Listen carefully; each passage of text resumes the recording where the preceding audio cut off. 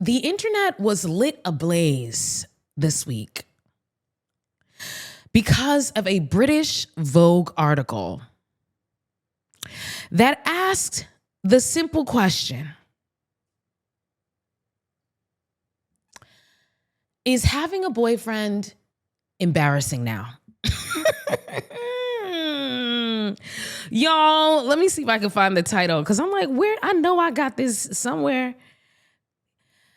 Yes, this was in British Vogue, and it was written by Shantae Joseph. And the title is having a boyfriend embarrassing now?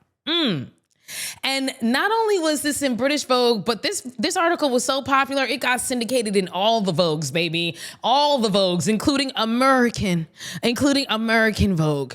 And so Shantae Joseph basically is asking the question, is it embarrassing for women to be having boyfriends now?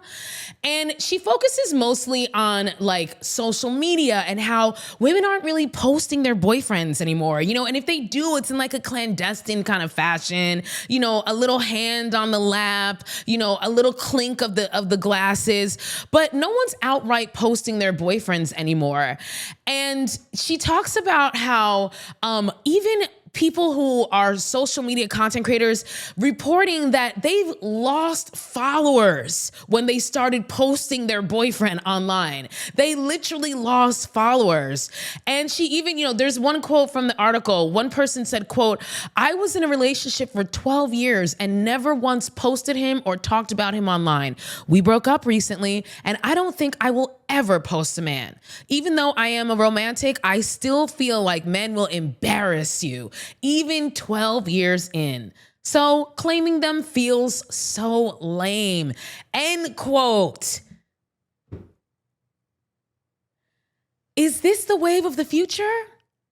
Is having a boyfriend, is it out of style? Someone in the comments said, why does having a boyfriend feel Republican? That's a deep statement right there.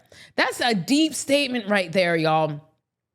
So people were asking this question about, this stirred up a lot of discussion, is having a boyfriend, is it embarrassing now? And I have to say, I think it is. I actually think it is. It's quite interesting to see the shift from you ain't shit if you don't have a man, right? You ain't shit without a man, to suddenly now it's like, if you have a man, you're probably compromising and giving up and sacrificing a lot to keep him around. It's quite interesting how we've gone from you don't want to be a spinster with cats and, living all alone, to actually living alone and being single as a woman is freaking fantastic. We love it. And we're finding out that there's so many benefits. There are so many benefits to being single for women, right? We're finding out that single women are happier than married women. We're finding out that single women live longer than married women. We're finding out that single women make more money. But we know that that married women and on the flip side of that, we know that single men are living worse lives than their married male counterparts. Married men are living longer. Married men are healthier. Married men make more money, okay? So single women, we're finding out that single women are happier on average than married women. They are more well-rested on average than married women. I mean, the list goes on. And so women are starting to get hip to this, and they're realizing that you have to give up a lot of yourself to be in a relationship with a man, and that it's not all roses and sunshine. And the fact is that times have changed. Yes, back in the day, women were reliant on men because we couldn't get bank accounts. We weren't allowed in the workforce. Some of us weren't, because black women, they was always trying to get us to work, okay? But we had to rely on men. You couldn't get a loan. All this stuff, we had to rely on men. So they served a purpose, but now that women are starting to make their own money, women are no longer dependent on men, suddenly they've lost their luster. They've lost their shine. They've lost their benefits, because what are they really adding to women's lives? And when you talk to married couples, what's the first thing that they say? Marriage is hard.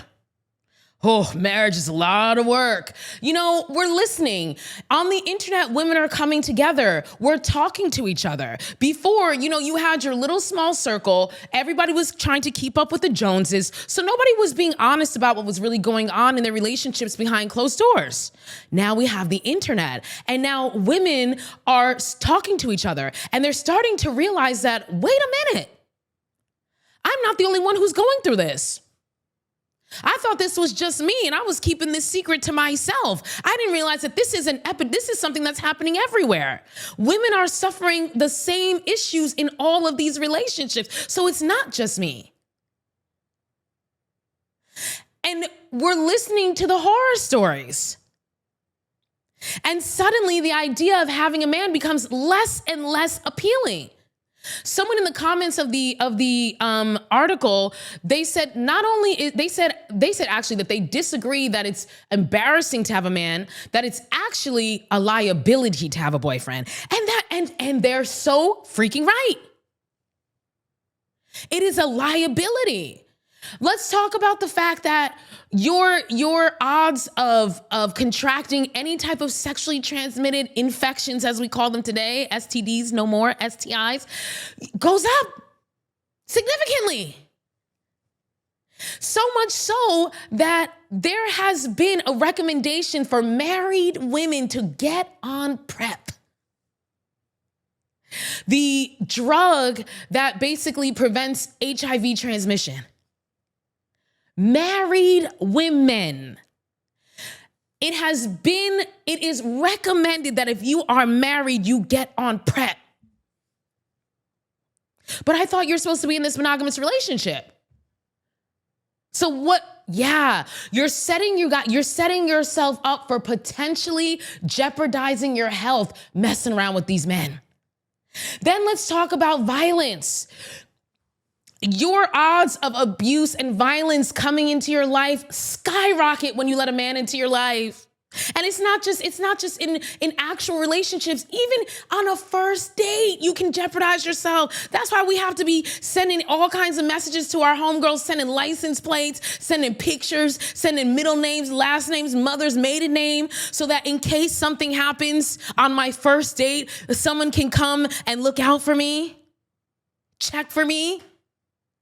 We heard about that girl who recently she was murdered on a first date by her first date, and he chopped up her body. I mean, we are putting ourselves in physical danger by engaging in relationships with these men. We are putting ourselves in danger. We've already talked about the fact that the number one killer of pregnant women, it's not complications from birth. It's not complications from pregnancy. It is homicide. And who do you think is killing pregnant women? You think there's a random pregnant woman's serial killer out there? It's their partners, their male partner, their boyfriends, their husbands, their baby daddies. Those are the people who are killing them. That's, if you get pregnant, the number one likelihood of you dying comes from potential homicide. Financially, there are so many stories of women out there who, when they're retiring, or they're divorcing their husbands, and then come to find out that their husband has a secret account.